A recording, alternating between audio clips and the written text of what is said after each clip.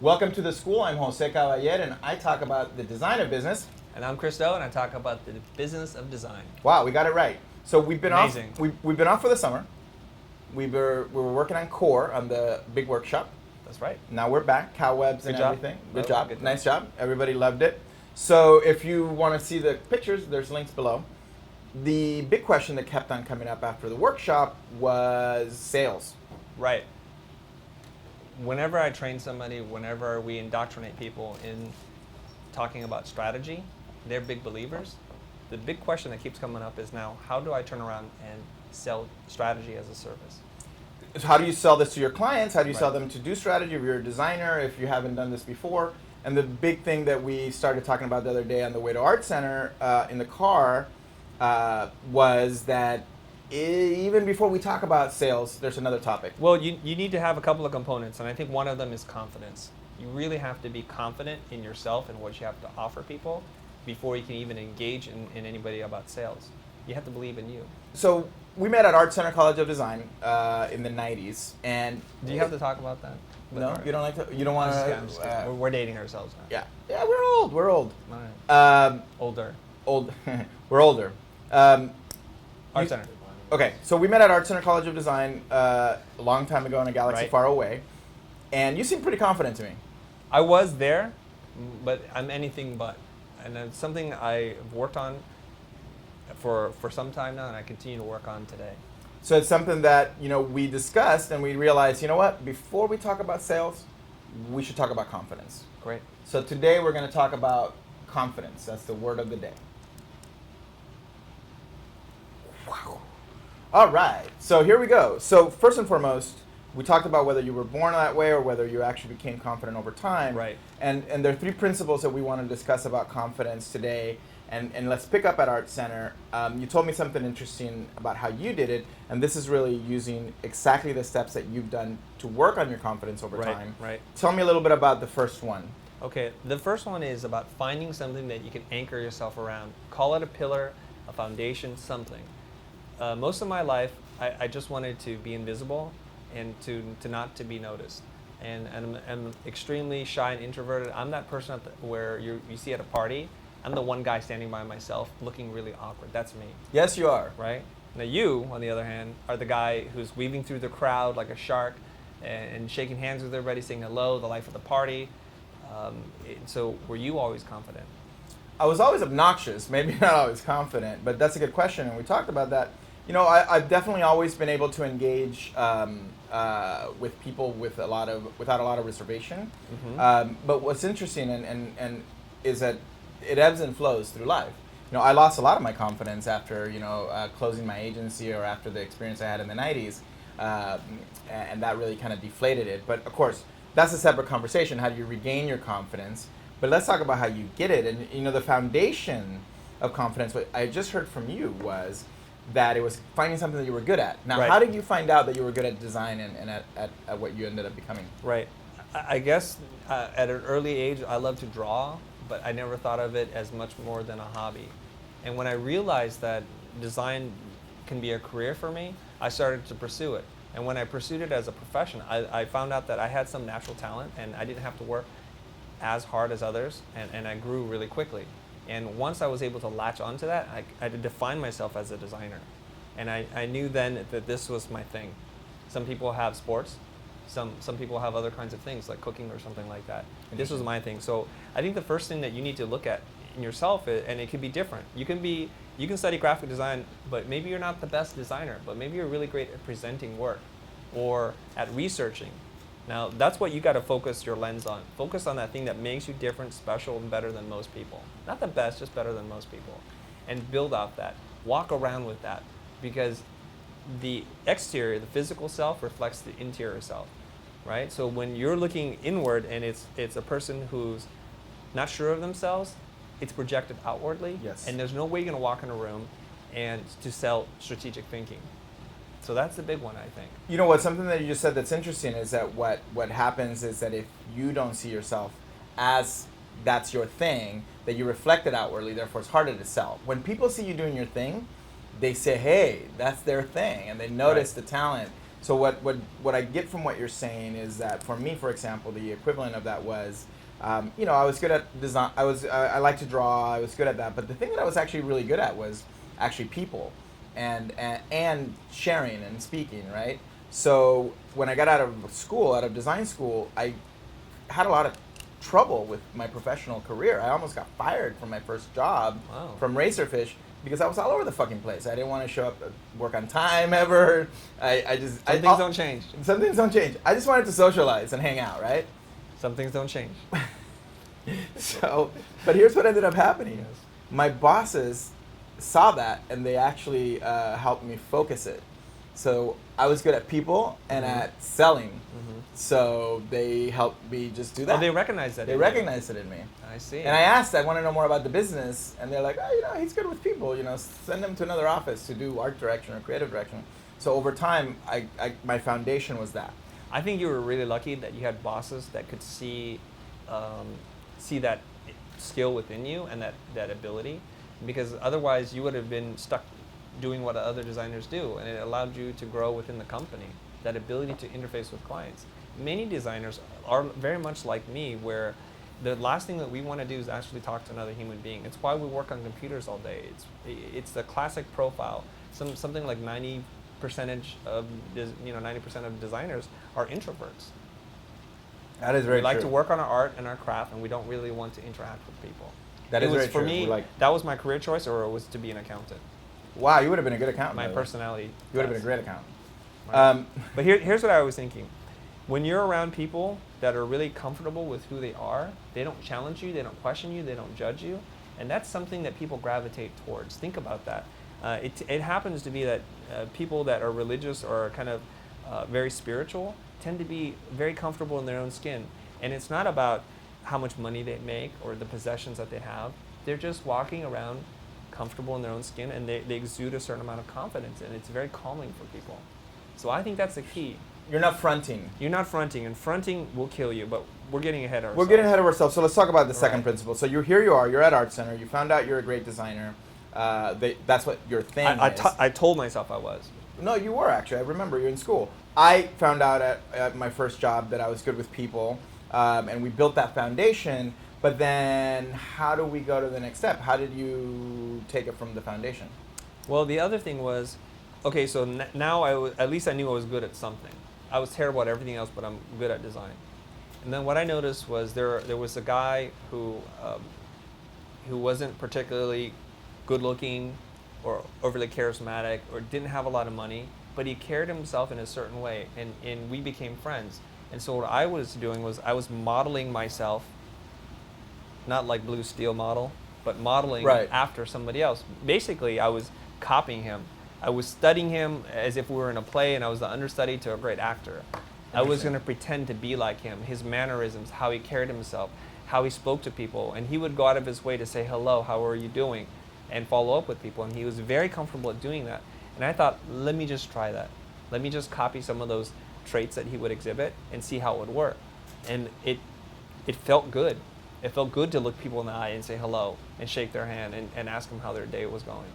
That's interesting. I asked you this before. I mean, did you naturally know that modeling was a great way of doing it, or you just intuitively figured it out? I think I intuitively figured it out because I didn't even, if you asked me then what the term was, I wouldn't even know. I copied him, basically. I looked at this person and said, he is no better off in life than me. He has no particular advantage over me. Yeah. Had he been, and I knew guys that were they were part-time models, like literally model for photo shoots and things like that. And they came from really wealthy backgrounds. They had everything handed to them in life, right? So everything was great. I could not relate to that person, but this person in particular, I could relate to. So in today's kind of sharing culture and economy, I think you can come up to people within your circle and ask them, would you be willing to be my mentor? Yeah, that's a really good one in terms of being explicit about the ability to really let people know that you're modeling them. And I know that it sounds like it's not unique or inauthentic to really say, hey, I want to be just like you. But you know what? Masters like that. If you go up to somebody and say, look, I would like to talk to you, have coffee, and know more how you did what you did, because I admire you, that's awesome. Because the master feels great, and you get an opportunity to very much model them, meaning with them knowing that you're doing it. So you might get better tips on how to be a better actor. That's right. That's correct. And I think we talked about this before, about going for the ask. So the ask would be something very simple like this, where I know you're a really busy person, and I admire you very much, and I don't want you to get creeped out by this. Thank you for admiring me. For I'm awesome. any little bit of time that you can share with me, I find it very beneficial for myself to kind of study you, kind of get into your head, your process, so that I can one day be more like you. Who's going to say no to that? Nobody's going to say no to that. And we that happens to us today. And there's people who ask us today, and you make fun of me that say yes to everybody, which is not true. But the one thing that I want to do before we transition to the next one, which is a really important one, is to add to what you just said about asking somebody, that understand that if they say no, or if you don't get a response, or they're not, it doesn't mean anything. It doesn't mean okay. that it's okay. It's all right. It doesn't mean they don't like you. It doesn't mean that you messed up. It doesn't mean anything. It just means something else. They might be busy, etc. There's 1,000 reasons why. I admire, there's somebody who came in here recently, and she comments and everything on our shows, etc. And I appreciate that. I want her to do it more. And I didn't pay a lot of attention during her visit, but afterwards I followed up and I said, look, I love what you're doing. I love how aggressive you were. I let her spend time with you so that I can deal with my stuff. But then I told her afterwards, keep on doing that, because and keep on engaging in the virtual world, in the socials.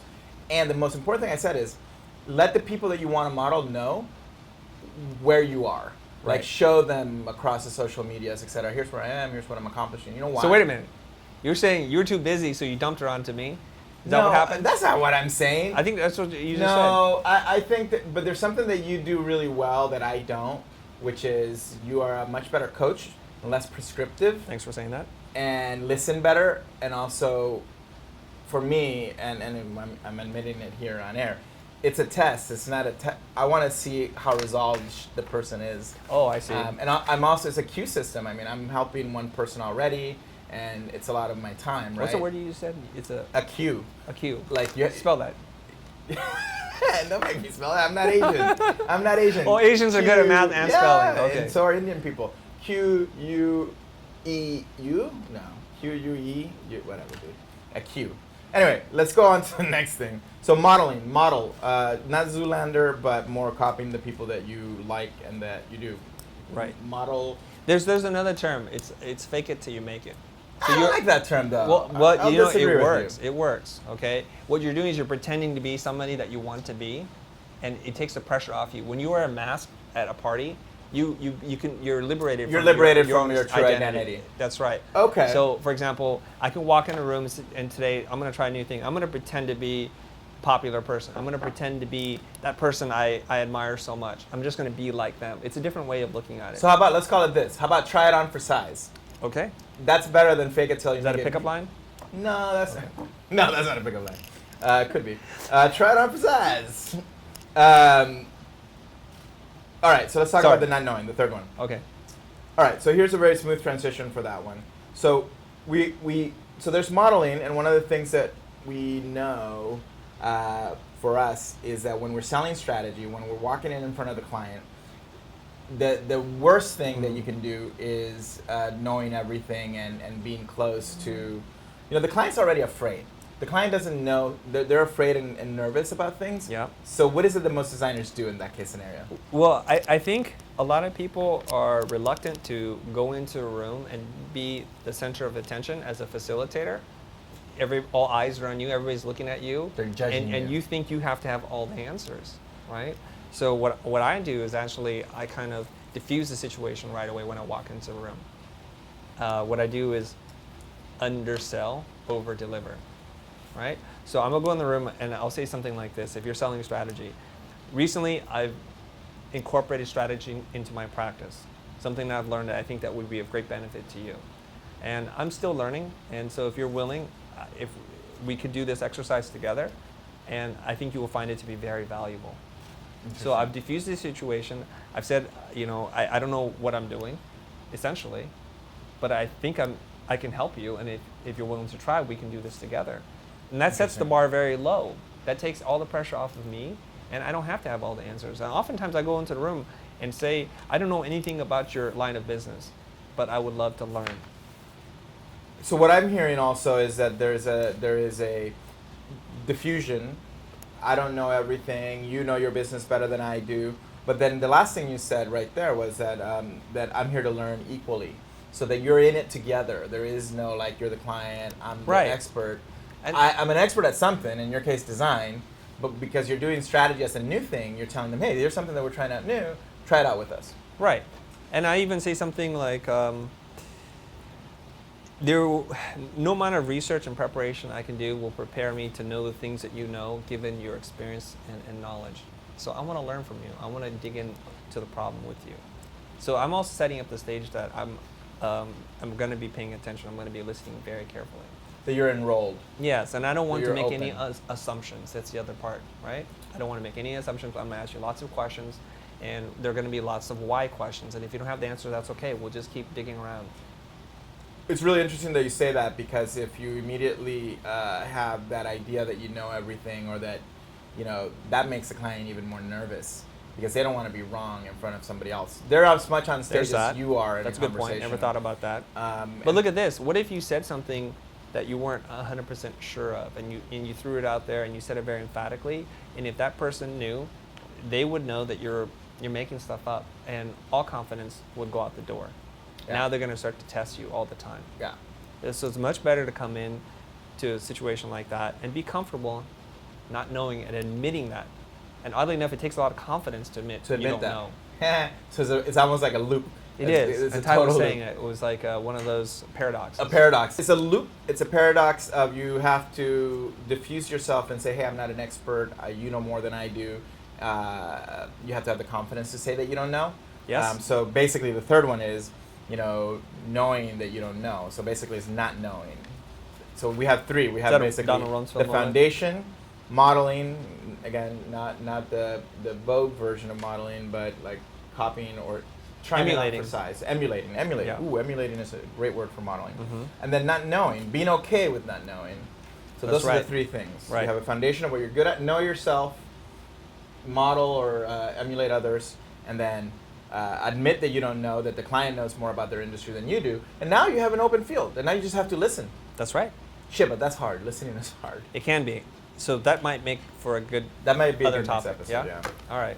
Yeah. But you're a So- very good listener, so you were going to say, go But ahead. you know what? So here's the one benefit for my designer friends that are out there that are really introverted. And I won't go into stories about how awkward and weird I am, because I am. You know who Right. you are. You know who you are. So Yeah, here's you. the I'm looking thing. at you. When I'm in a room before, I don't want to say anything. I don't want to be noticed. I don't want to be judged by what I say or don't know, right? So a lot of times when somebody's saying, using a term or referencing something, everybody in the room's nodding their head. Yeah. I'd be that guy who's like, I have no idea what you're talking ROI. about, but I'm not going to say anything. Yeah. Well, the inverse of that, or the kind of side benefit to that, is you become a really good listener. Ah. And so I've had this before, just due to my own shyness. People would walk away and it's like, I could see you're really thinking. What are you thinking about? Right now? No, that's what they would say to I me. thought you were asking me. Yeah. Right? Acting. Right. That's what they would say.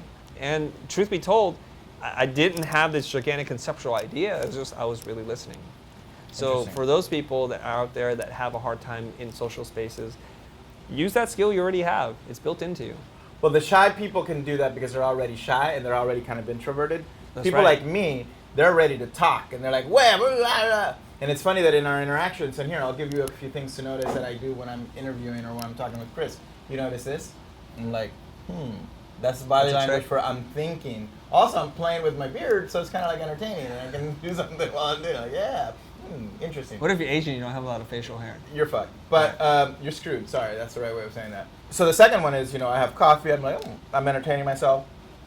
These are tricks that No, you're no. doing, is what you're saying. They're not for, tricks. For they're- ADD, I'm so fidgety you are. that if I don't like do that, I'm not gonna be focused on you. Right. Does that make sense? Yes. So it's also taking notes. Like, oh, here's what I heard. I'm listening for cues in what you're saying, and then writing them down so I can follow up with them versus interrupting you. Because I could totally interrupt you and say, oh, so it's about being yourself, or seeing someone else and copying them. It sounds like you're learning, right? So I'm just taking notes instead of Yeah. doing it right away. All right. Okay. Now we're talking about listening too much. So that last one, not knowing, you do it really well. I've seen you do it. I've seen trainers do it really well. Look, I'm good at this. I'm not good at all these other things. I'm a jackass. Like, they introduce themselves and they put themselves down. Like, why would you do that? In front of a group of people that you're about to train or Make everybody feel comfortable. make everybody feel comfortable.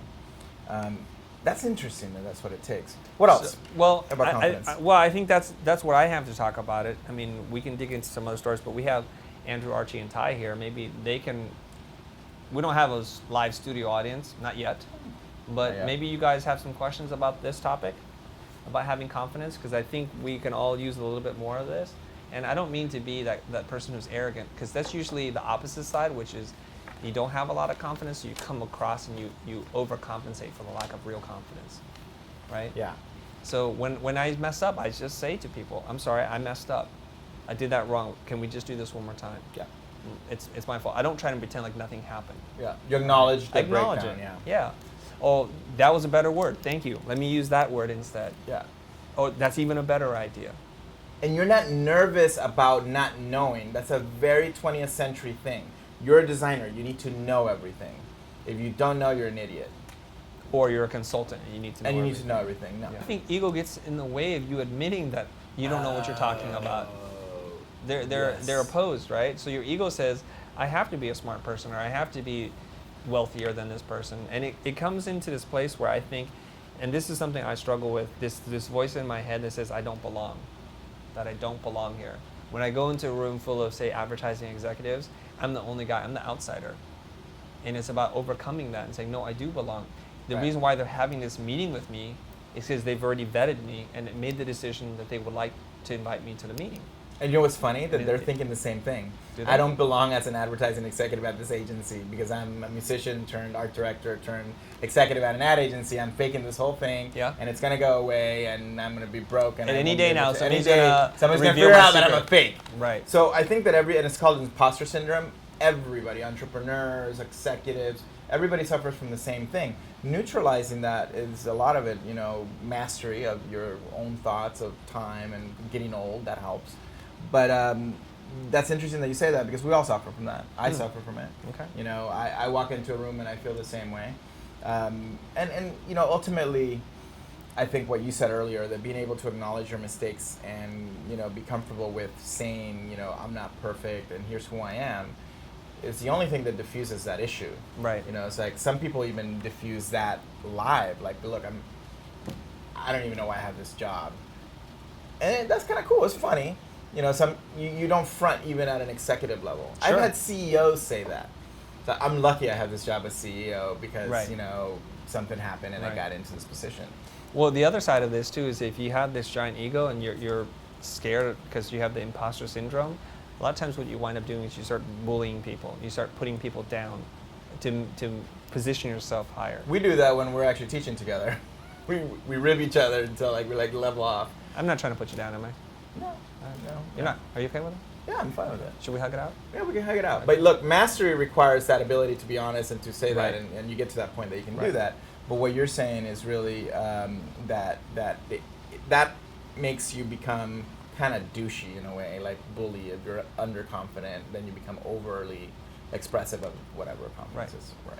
All right. So All that's a lot of confidence. It is. I think we're good on this topic, right? Q&A. We're good on this topic. Listening Okay. sounds like the next one. Yep. So the big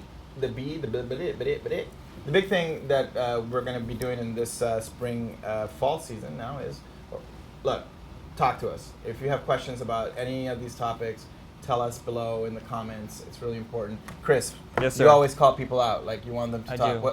Oh, you also have a LinkedIn now.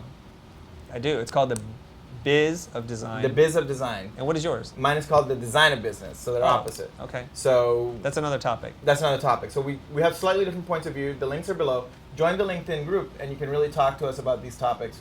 I post a lot of articles about the issue of designing a 21st century business. You post a lot of articles about Helping designers in the creative business understand and learn business to dynamics. grow their business. To grow their business. basically. So we're really helping promote our own topics and do that on LinkedIn. Follow us on all the social medias below, and tune in every episode and let us know what you want. It really means a lot to get input and feedback from you and to have a conversation. We're really grateful for that. So we should have kind of a sign-off. That's our sign off. That is our sign-off? Well, okay. We don't what's have your a sign-off? sign-off. We don't have a sign-off, so we'll see you Oh. Oh, we don't have a sign-off. Yeah. We just keep on talking. Oh, that's right. Or we can say thanks for watching. That's true. You spent half hour of your time. You wasted half an hour. You wasted That's half like hour. what's it? Click and Clack. Click and Clack, the Tappet Brothers. Yeah, the Tappet Brothers. So yeah, we'd like to thank our all Asian crew. Imported from China. Everybody's like, there's no Chinese people here. Come on, you knock it off. All right, here we go. So let's do this right. Let's wrap this up. Let's wrap it up, Jose. All right. So really make sure that you follow us on the social medias and that you go to LinkedIn and that you follow our group. Chris, next week we're going to be talking about active listening. Active listening. I'm Jose Cavalier. And I'm Chris Doe.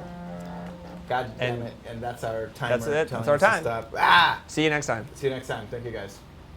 No, I do that. You took my line. I took your line. You freaking wanker. Okay, do it again.